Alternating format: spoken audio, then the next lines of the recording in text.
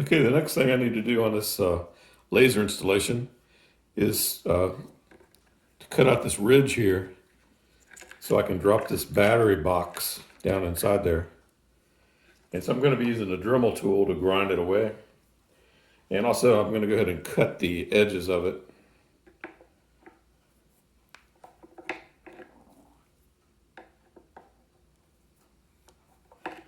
And sometimes it's helpful just to go along and make some cuts. Okay, here we go.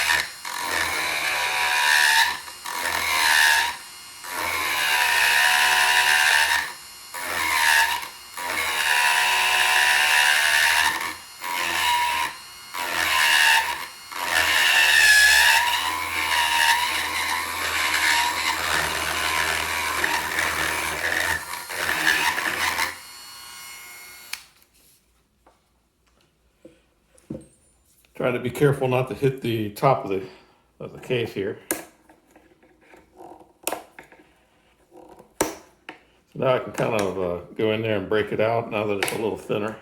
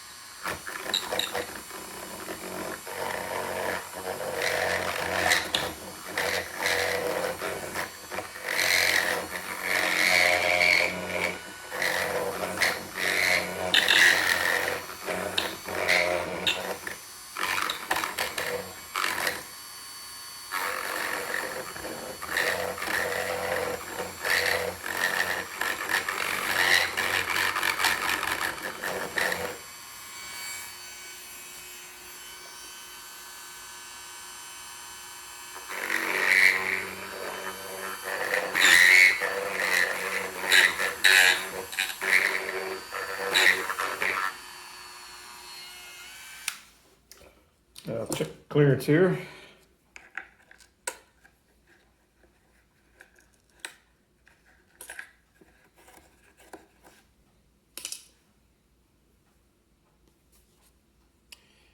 going to switch over to this bit to get the bottom squared away.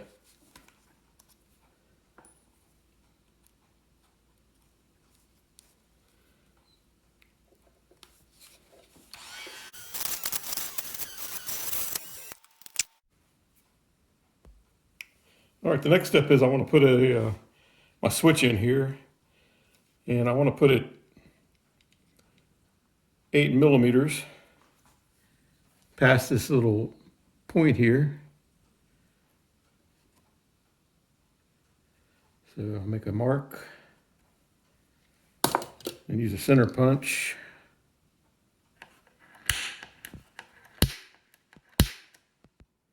And I'm going to start with a small drill bit.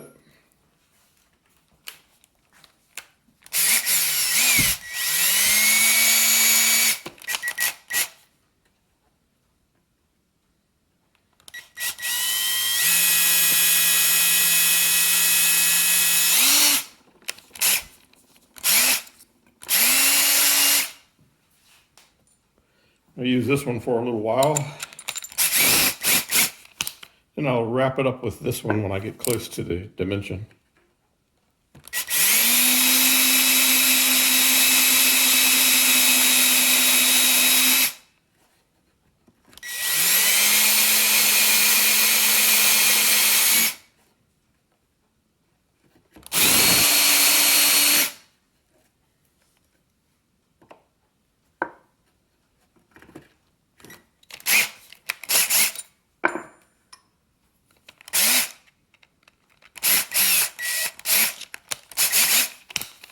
So the trick is when you glue this in, you want to put a paper shim around it so that it has even spacing around the hole here so it won't drag.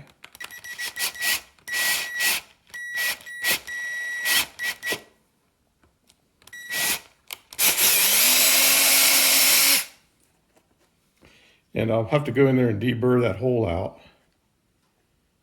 Let's see.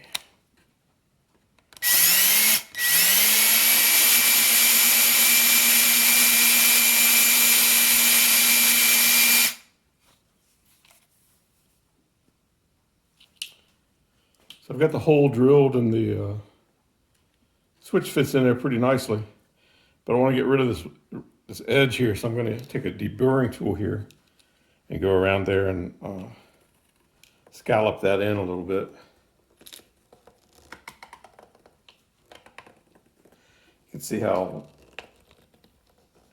it pivots around and cuts a really nice beveled edge in there.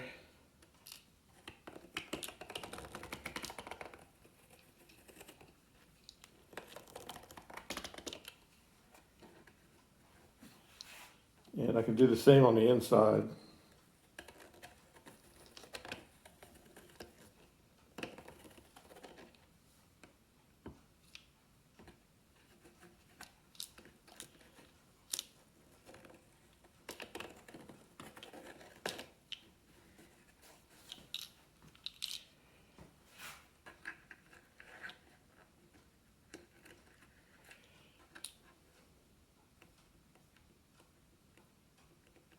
Pretty nice. I'm gonna remove just a little more material. I want to make sure the switch operates smoothly.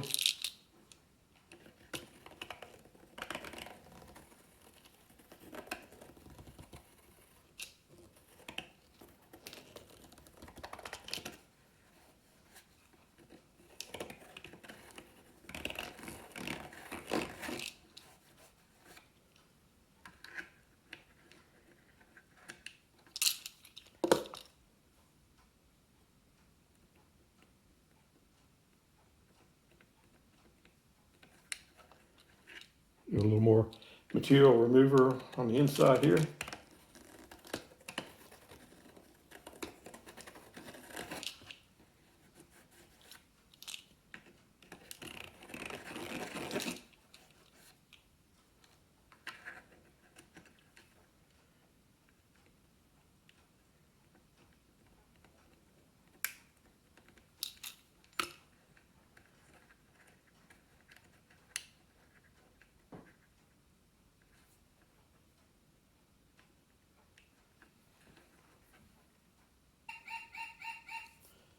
So the next step here is the switch will go in from the back here. And I need to cut a stick here. There's a flat spot that's going to go up to give the most clearance for the barrel. So I'm going to cut a stick that goes from this surface of the switch to here. And that's going to be the support. It'll be epoxied in. So I'm going to get a measurement on that. And cut that.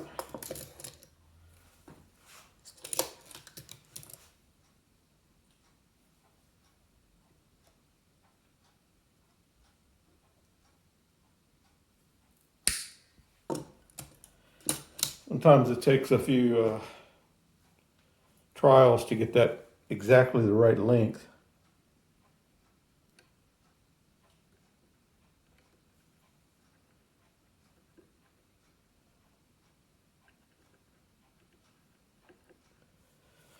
But so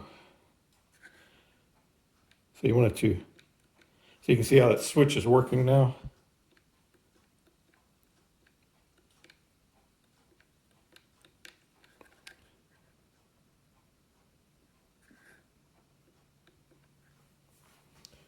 I'll probably go a little bit taller with that. So I'm gonna try to cut it again with a X-Acto knife this time.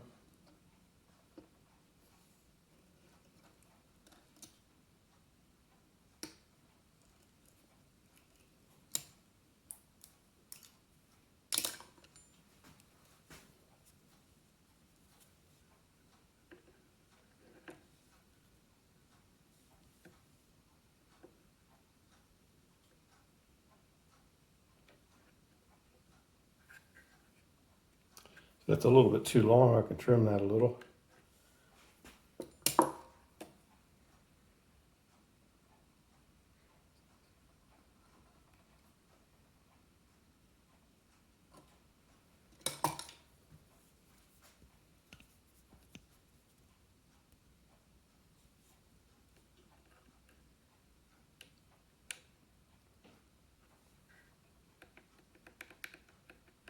I like that.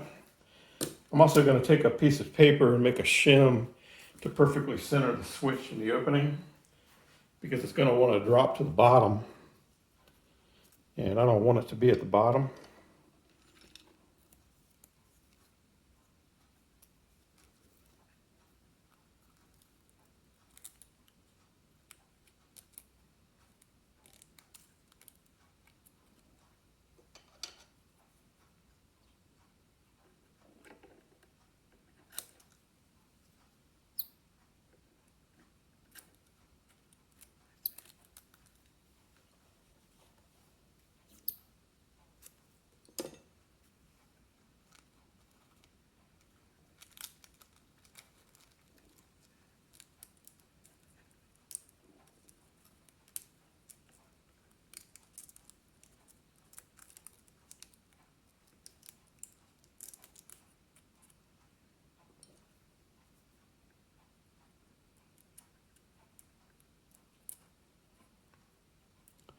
So this paper shim will go around the button and center it in the hole there.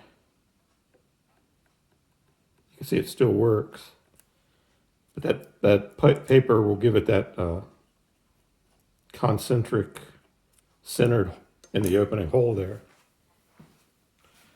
So now the tricky part is to mix up some epoxy and epoxy the switch to the body there. And I'll probably start with some CA glue to tack it in place, and then go back with some epoxy. But before I do that, I want to go ahead and solder wires onto these terminals, because it'll be harder to do later. So I'm going to start soldering the wires onto my switch here before I install it into the hole. So I need to figure out which terminals. There's two sets of terminals here, and got my ohm meter hooked up. So these are open and then closed when you press it. And I believe if you jump down to the other side, same thing. So these terminals are the same, and these are the same connections. So I'm going to hook my wire across here. I'm going to leave these attached so I can keep that in mind while I'm soldering the first set of wires. I'm going to solder a set of wires across here first. And since the flat part's going up, I guess I'll have the wire coming down. Got my gun soldering iron heated up, and I'm going to do a red wire here, and then the red wire from the laser will go on the other side.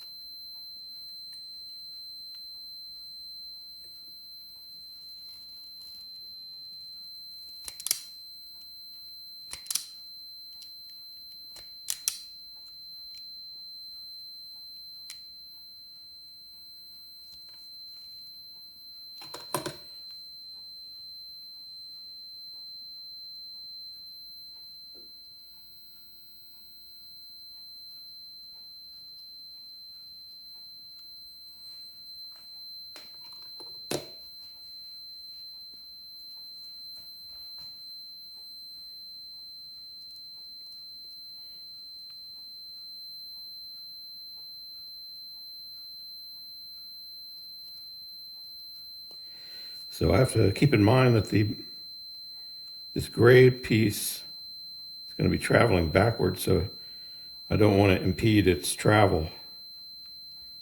I need to move the wire up away from it a little bit.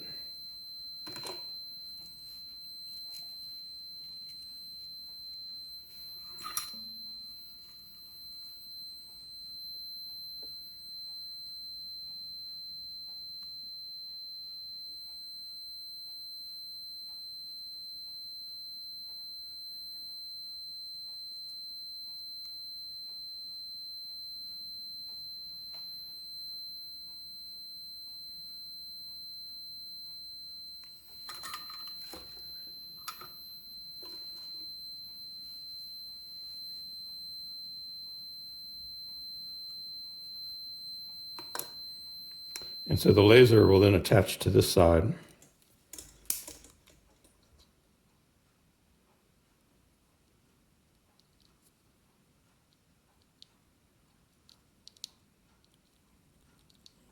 Still good? So now I'm going to attach the other pole of the switch to this wire here of the laser.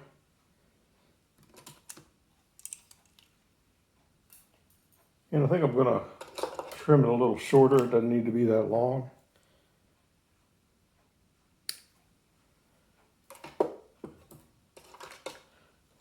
Could make it shorter even still, but I need to make life harder than it already is.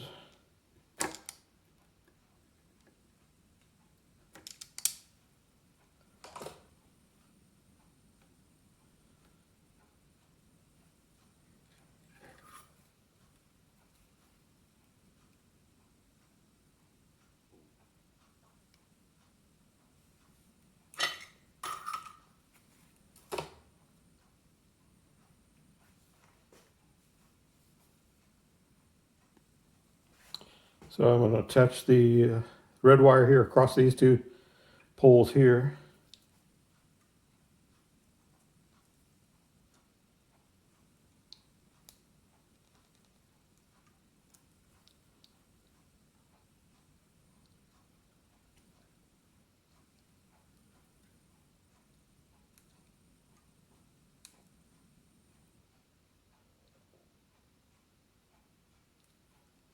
And like the other one, I don't want it to be down so low that it interferes.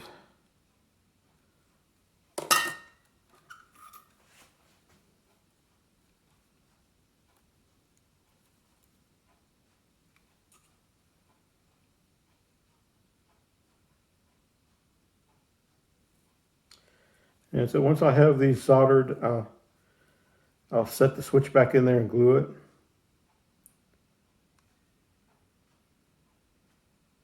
And that's another, I have to wait for that epoxy to dry. And I'll probably go ahead and test it first before I do the rest. So I'm going to do a quick test here to make sure it's working before I start gluing things in. This is the battery I'm going to use. There's the negative terminal. That'll go straight to the negative wire of the laser. And the positive terminal of the battery goes to this switch here. So right now the laser should be off. And when I push the button, it should come on. Sure does. Everything's good to go. All right. Now I'm going to glue it in. All right, now that I've got the wiring soldered and the system was tested, I'm going to go ahead and install the switch in here.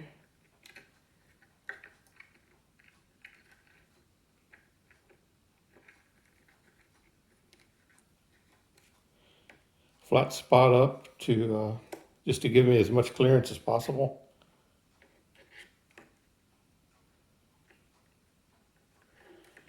And I'm going to go ahead and move these wires down because that's where they're going to end up. Black wire 2, it'll be down. I'll go ahead and put it down there.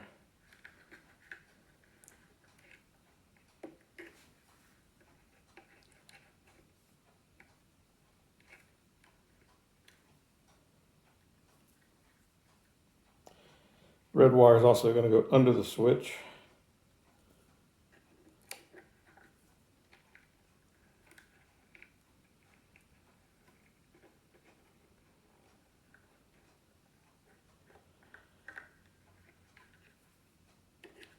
That's pretty close right there. Now I'm going to put the little backing stick in.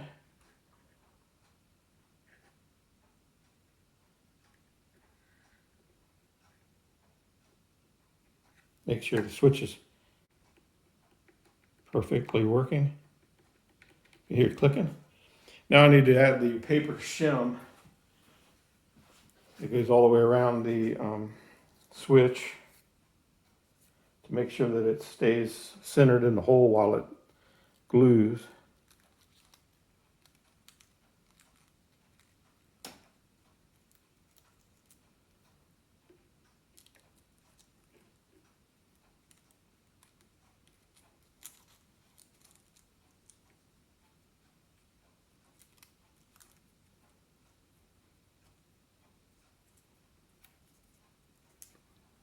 And I have the seam at the top because it's most important that it's at the bottom since gravity's wanting to pull it down.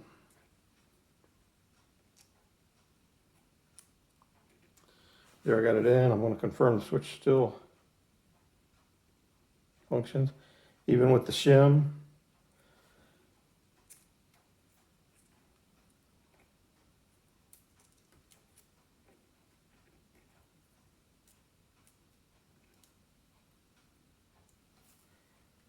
So now I'm going to go ahead and mix up some epoxy and get that started going in there.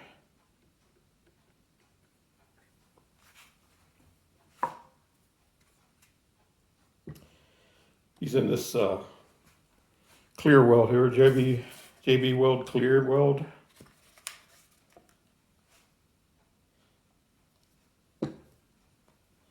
It says it's 5-minute epoxy, but that's just the setup time. Cure time is 24 hours for full strength, I believe.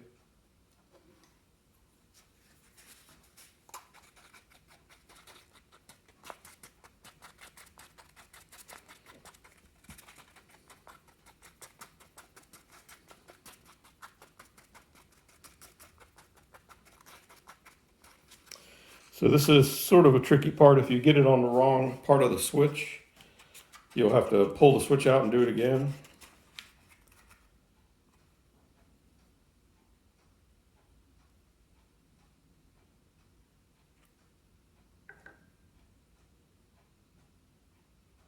So I start back here and then work my way toward the switch.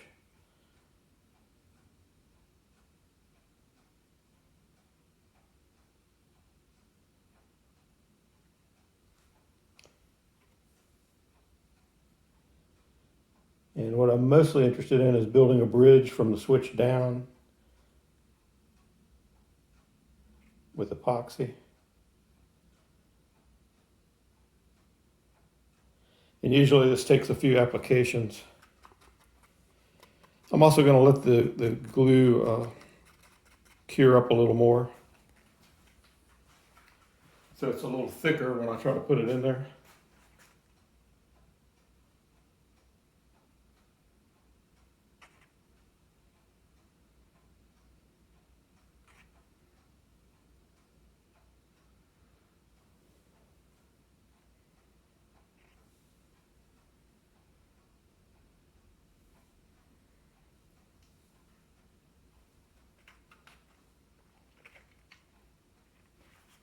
So that's it. We'll let that cure, and that's the only other thing I have to do is install the battery box.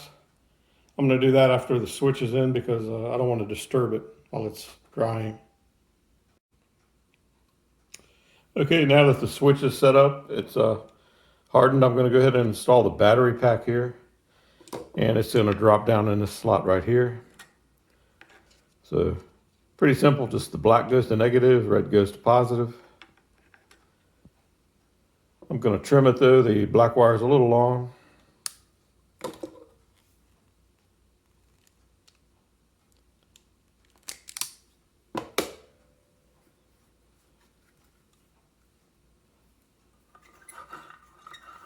So I'm going to tin the wire here.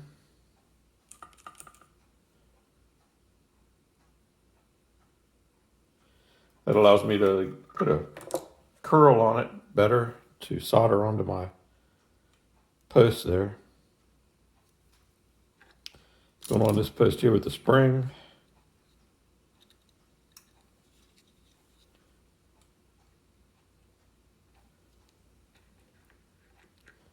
So I squeeze it, make sort of a mechanical connection, and then go back and solder on that.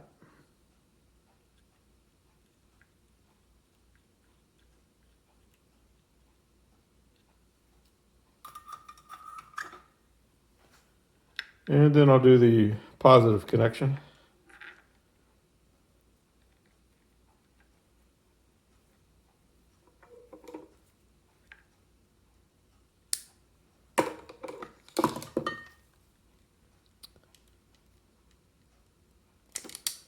Same thing, I'm going to tin the wire.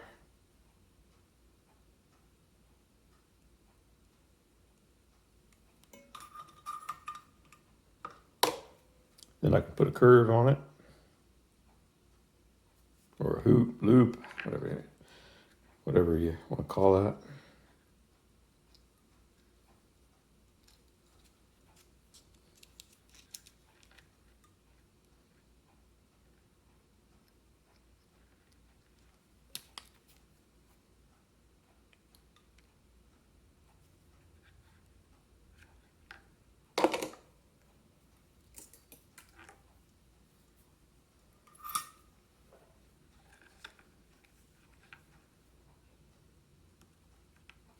I want to solder the wire in place in the way it's naturally going to be coming out. All right, now I just have to glue that into place down there.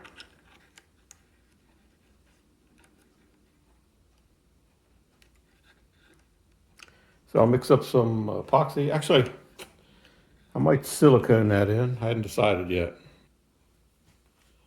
So I decided to use some silicone on this battery box. Got a little bit left on this tube here.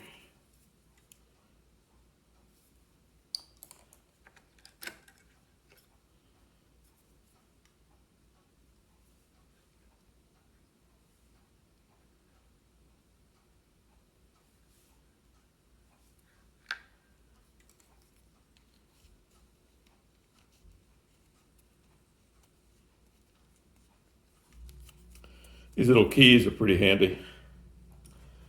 All right, so now I'm just going to drop that thing down in there. Try not to get silicone on everything.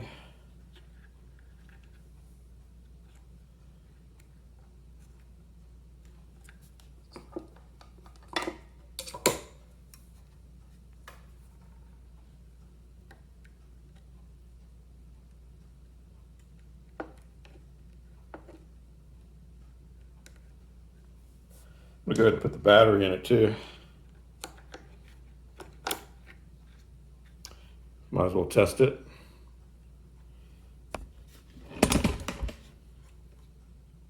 Still working great. All right, so I'm going to let that cure up. I'm going to go ahead and put the barrel back on here and call that thing done. All right, I'm going to go ahead and wrap this up now and put the gun back together.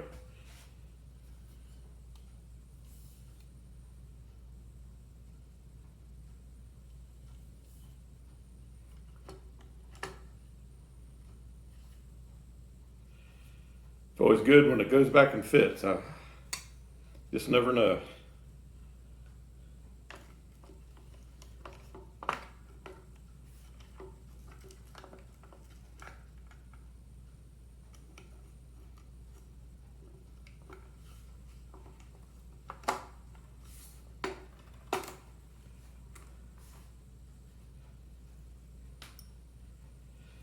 The old 9/64.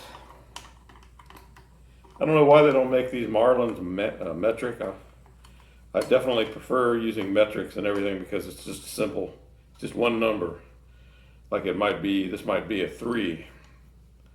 but instead they make you have a fraction, 9/64. That's kind of a pain in the butt. So on my own stuff, you might notice I'm always talking about millimeters. I work in millimeters when it's my stuff, because it's just so much more less of a issue to think about. 3/8 or 9/64 or whatever, you know, metric is just one simple number, and it's easy to relate to and easy to compare one to another. So there we go, this thing is done. And thanks for watching. I hope you enjoyed the video. It was kind of a long video, but I wanted to show every single aspect of the whole entire project, and the only way to do that is just to go ahead and do it. So hope you enjoyed that, and good luck with your project. I hope you decide to make one of these things too. I'll get it out of the vise now, and I'm really happy with how it turned out, how it's recessed or Frenched in there. That's really, I think, pretty cool. And the button's really nice, really handy on the side. It actually, to me, it looks like it's always been there, and it's designed that way. And maybe Marlin will start making something like this. It'd be something easy for them to do, and it would be pretty cool if they did. So good luck with your projects, and thanks for watching.